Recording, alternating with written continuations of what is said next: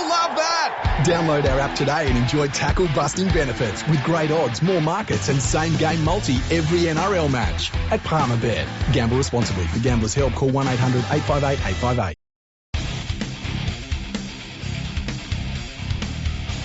Welcome everyone to episode 141 of Fergo and the Freak. I'm your host, the Glorious League Freak, and what a first round of the finals we've just had. If you're looking for my review of the Parramatta versus Penrith Panthers match, that is the previous episode 440. This is going to be the review of the three matches after that game, and it all started on Saturday afternoon when the Melbourne Storm hosted the Canberra Raiders. Now, I thought that the Canberra Raiders were going to get smacked in this game.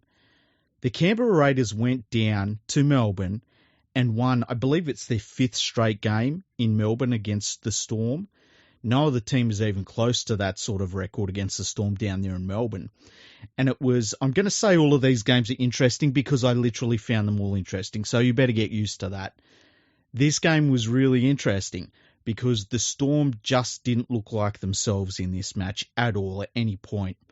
The Canberra Raiders really bustled them up the middle of the field. It reminded me a little bit of the way that the New Zealand Warriors, when they were a bit better, used to worry the Melbourne Storm just with their physical style of play in the middle of the field.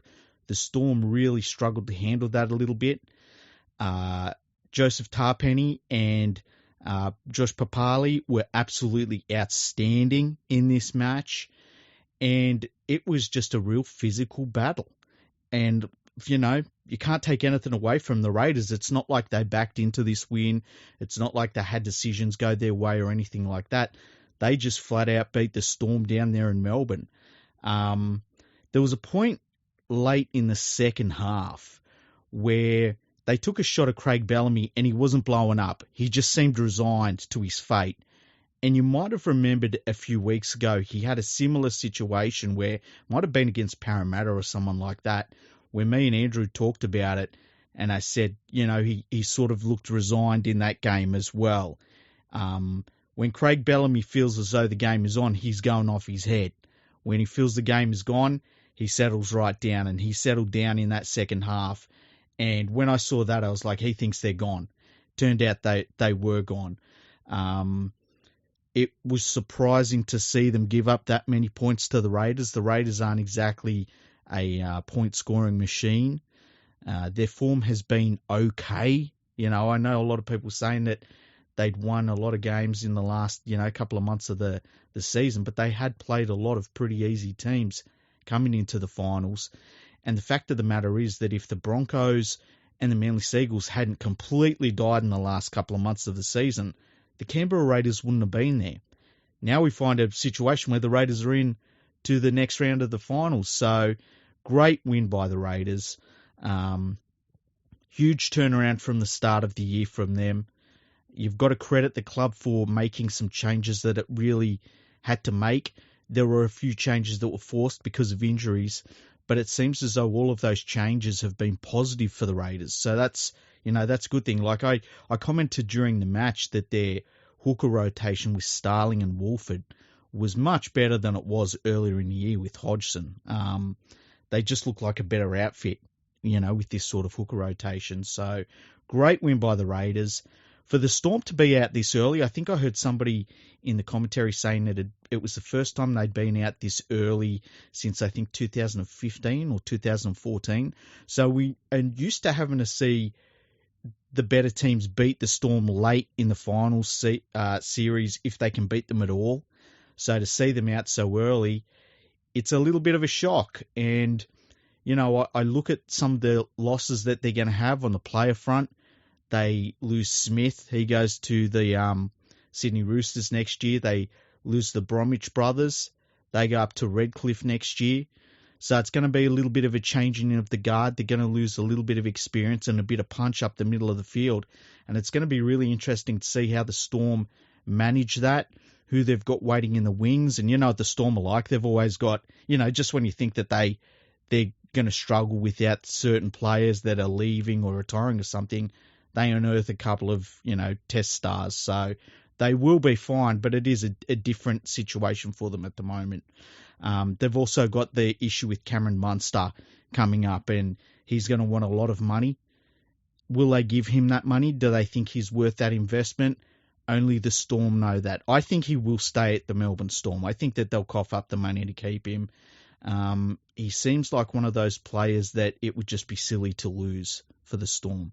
As for the Raiders, they go on next week to take on the Parramatta Eels at Parramatta Football Stadium. And we'll talk about that game during the week, but damn, the way they played against the Storm, if they can repeat that, the Eels are going to find it very difficult to beat them. So the game following this one was an absolute cracker. It was at Shark Park, a sold-out Shark Park. It wasn't a big crowd because they've got a very small capacity there. And the Sharks were in control of this game until late. It was very, very close battle. It looked like the Sharks had the edge for most of the game. And they were up, I think they were up by 8 points with about 8 minutes to go. And the North Queensland Cowboys come storming back. A try by Jason Tomalolo right next to the sticks in the last, I think it was 20 seconds, set up the game-tying goal, which Valentine Holmes kicked. We went into extra time. They played out extra time, and then we went into Golden Point after that, and Valentine Holmes kicked a massive 40-plus metre field goal to send the North Queensland Cowboys into the second last week of the finals, and it now sees the Cronulla Sharks having to play next weekend after a very, very long game, a 90-plus minute game. They've got to play next weekend at Allianz Stadium. The thing that I noted about this game is these two teams basically based their surge this year on being good defensive sides. Now, the scoreline for this game was 32 points to 30, which was a little bit surprising. There were times when both of these teams opened right up. There were times where there were really bad defensive breakdowns. And I would never have thought that either of them have allowed that many points in this game. It was a good battle, though. It was a good back and forth battle. And, to see the North Queensland Cowboys hang in there for so long and it really pay off at the end, it was, I think that will be something they'll grow from. I said that, going into this game, I thought that their back rowers would be a bit of a difference maker in this game, and they were. I thought Luciano Leilua was outstanding in this game. I can't believe that they got him 1 year early, basically, from the West Tigers. What an absolute gift to the North Queensland Cowboys. He was absolutely outstanding, gives them just so much more firepower out wide. And I thought Drinkwater was good in this game, actually. You know what a big critic I am of Drinkwater, but I thought he was really good in this game. Didn't make any mistakes, and really troubled the Sharks, kept them right on their feet. The parts where I thought he was most dangerous were when he was in the middle of the field and he was just attacking directly. He was looking for tired forwards and things like that. And that's something we don't normally see from him. We normally see him playing a little bit further out wide. And I think maybe he tries a little bit too much at times when he's playing out wide like that. When he was around the middle of the field just looking for tired forwards and just trying to find those gaps, he was causing the Sharks forwards all sorts of problems. The Sharks, what will they get out of this loss? Look, how you come back from a very long game like that, and you know that everything is set up for you to have an easy ride and it all falls apart at the last few minutes, and then, extra point and then golden time, and then you lose at home, and all of a sudden you've got to do it the hard way in the finals. It's a big blow, and it's going to be a real coaching task for Fitzgibbon to get his troops back up again. My guess is he will give them a couple of days off, let them recuperate a little bit, and then get them refocused a little bit later on in the week than he normally would, to just get them feeling a little bit refreshed from that contest. But, you can't take anything away from both sides. They both played really well. It was a very, very good match, very exciting, one with a field goal, and Look, how can the finals get any better than that? Oh, wait, it did. It definitely did. So, Sunday afternoon football. Allianz Stadium. The Roosters hosting a home game, apparently, against the South Sydney Rabbitohs. They played last week. I said, you got to watch that team that loses that game, and then they back up the next week. And we basically saw a war. We saw 7 players sent to the sin bin. We saw, I think it was of the 5 or 6 tries that were in the match. No, of the 6 or 7 tries that were in the match, 5 of them were scored by the team that had less players on the field than the opposition. We saw James Tedesco leave the field very early on. Angus Crichton, he got a head knock, by the way. Angus Crichton ended up leaving the field. At one point, the Sydney Roosters had no players on the bench.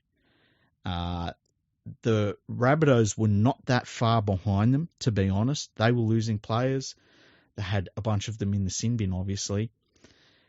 But at the end of the day, the Rabbitohs' ability to attack, and I think the thing that come across from me in this game is that for all the talk this week that the Roosters are in Latrell Mitchell's head, it is absolutely clear it is the opposite.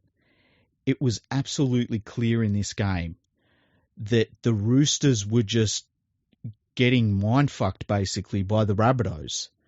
And you saw that by how many times something would happen in a game. The Roosters would all run up and grab a Rabbitohs player. You saw that by the way that Latrell Mitchell would get the ball. He'd get tackled by about 5 different Roosters players who would all start talking shit to him. They just owned the Roosters, mentally owned the Roosters. And between that and what we were seeing physically on the football field, I feel like that was the difference in the game. The other thing I think was that the Roosters halves in Walker and Keary were very quiet in this match. The Roosters didn't get much out of Hooker. And, that's all it takes. It doesn't take much in a finals game. But I don't think I've ever seen a game with that many send-offs, or sin binnings, I should say. I think that only one of them wasn't really a worthwhile call. Did Ashley Klein lose control of the match? I don't know what more he could have done outside of maybe sending players off earlier. Instead of keeping on sin binning players, just send someone off and say, look, I'm not putting up with this anymore, you're gone. But if he had done that, I think the game would have been ruined. And I can see where somebody would say, well, the game was ruined anyway. But I think with all of the send-offs or all of the sin binnings that we saw in this game, I don't feel as though they ruined the game in a weird way. It kind of added to it. Having said that, I'm sure if you ask Rabbitohs fans and especially Roosters fans, they would disagree with me on that. They would probably say, man, this game was ruined by the referee.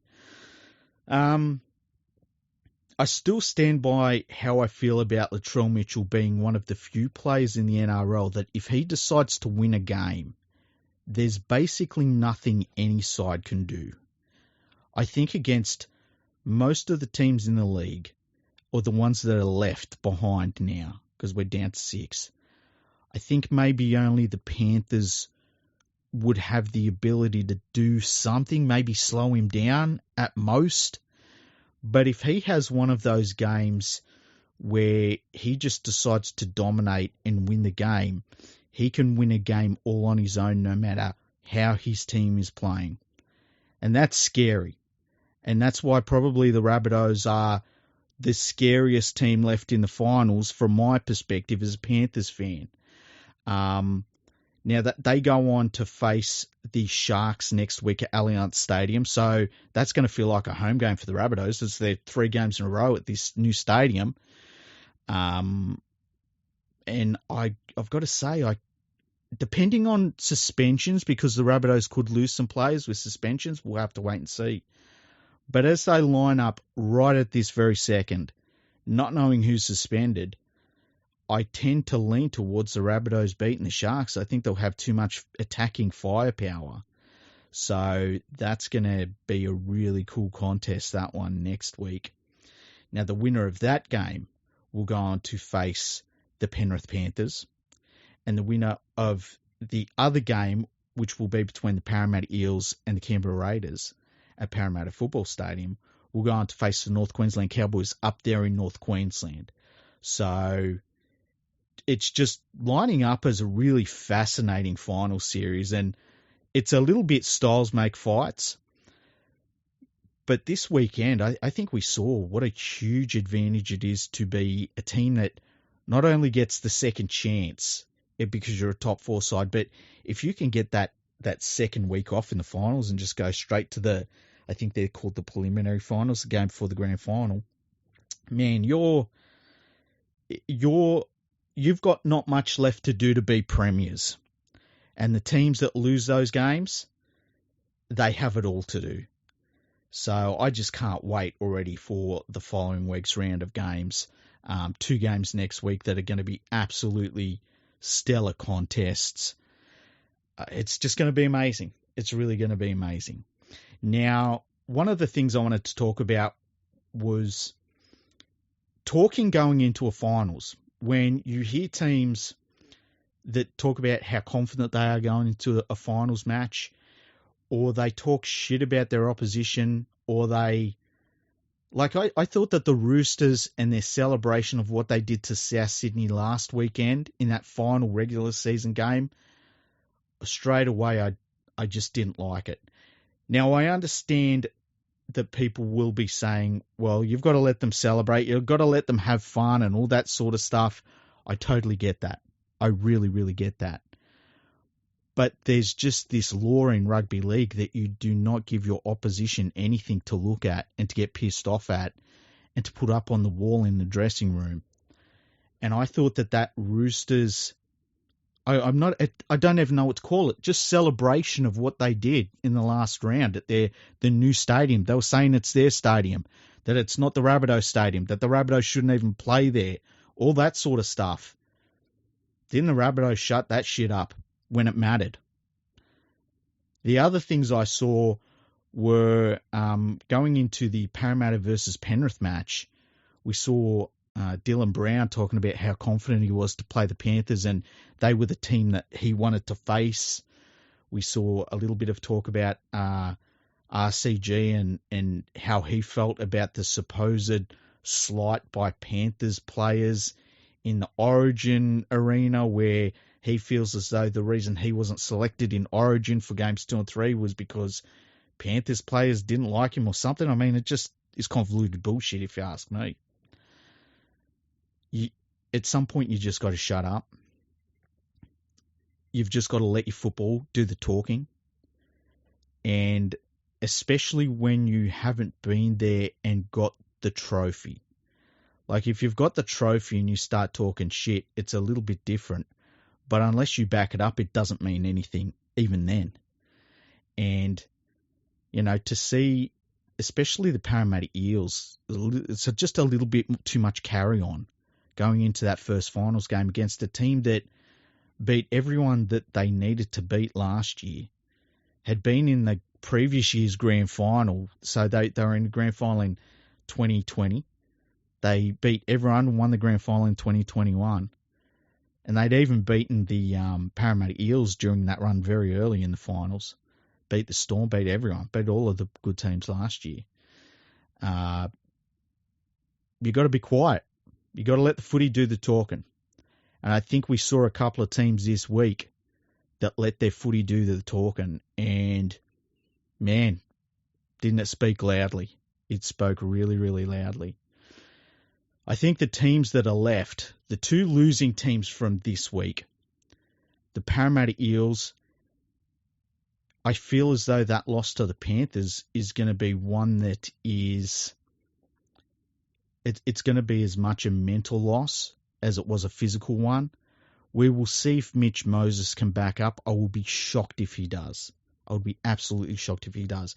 He was knocked out as knocked out as you can be. It was a scary knockout that he took. And I just, the medical staff there at the Eels will look after him. But I just really worry that if they run him out this next game, and look, He will want to play. He will be pissed off if they don't let him play. That's what these footballers are made of. But I'd just be shocked if he did. But that mental loss that they took to the Panthers, can the Eels overcome that against a Canberra team that's going to be confident? And then for the Sharks, I mean, you know, they've just watched the Rabbitohs go to war against the Roosters. We don't know how many of the Rabbitohs will still be around in this second match that they play in the finals. But having been so close at home to going right through the second last week of the finals and it all falls apart, that has got to be so disappointing.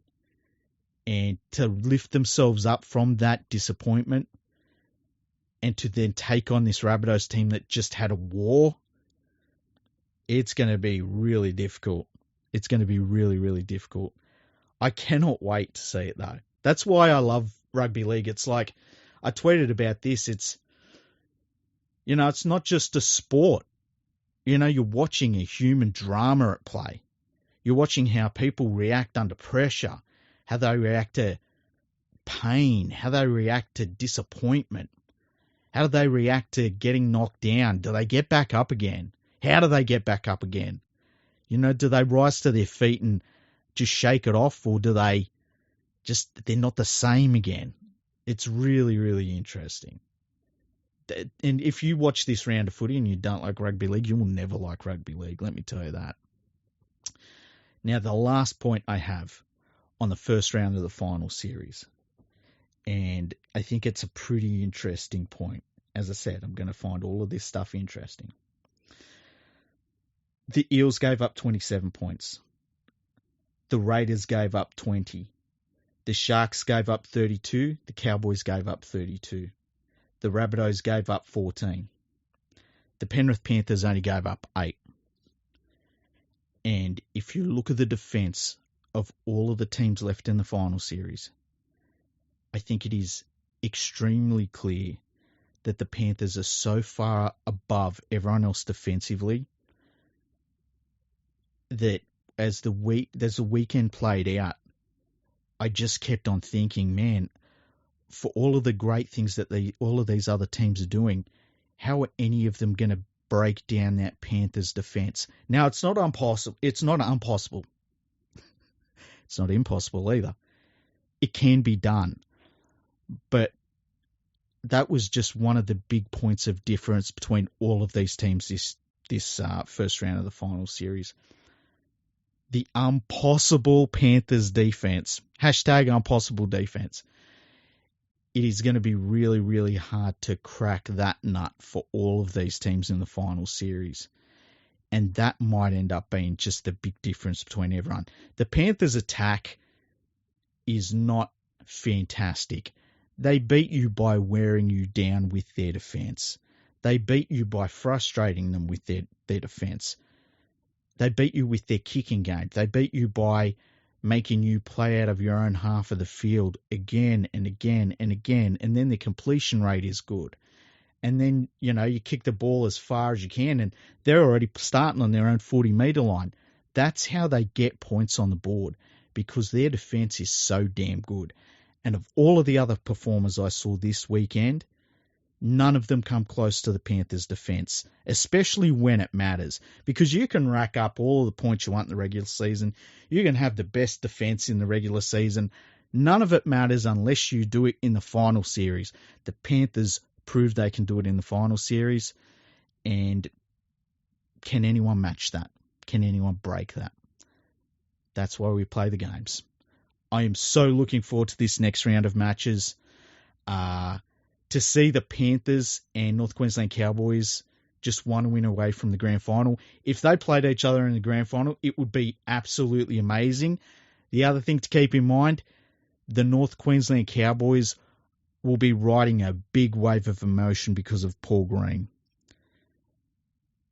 So just keep that in the back of your head because they pulled out something extra this weekend. They're a very good football team as it is.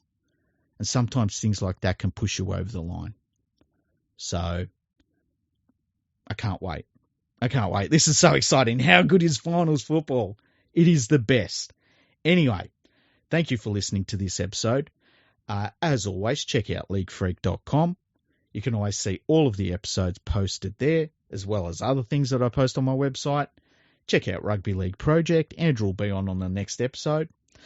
And check out my Patreon. It's patreon.com/leaguefreak. No space between league and freak. If you enjoy the podcast, flick $1 my way. There's a bunch of different tiers, as I say. There's more tiers than West Tigers fans have. You can have all different tiers. Some of them where you stay as a member for 3 months and you get, like, you can get a mug. I think you can get a sticker. I think you can get a T-shirt as well, depending on what tier you go on. So thank you for listening to the podcast. And next episode will probably come to you on, I would say, Wednesday or Tuesday. We'll have to wait and see. But if anything happens during the week, if we see players suspended and things like that, I'll probably do a breaking news episode for you. All right? So thank you for listening, and you will hear from us very soon. Palmerbet with the big don't argue. Punters will love that. Download our app today and enjoy tackle-busting benefits with great odds, more markets, and same-game multi every NRL match at Palmerbet. Gamble responsibly. For Gamblers' Help, call 1-800-858-858.